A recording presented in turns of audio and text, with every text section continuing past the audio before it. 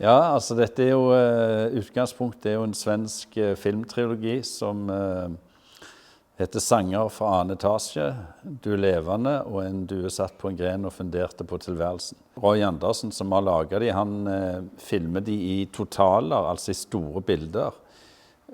Sånn at det er nesten som filmet teater.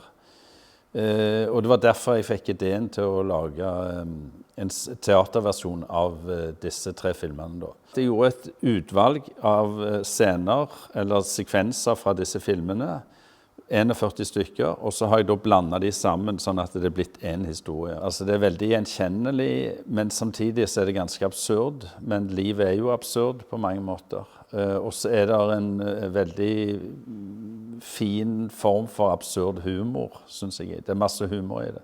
Det er en del scener som foregår på en bar, det foregår på sykehus, på psykiatrisk, på sykehjem, det er ute, det er veldig, veldig variert.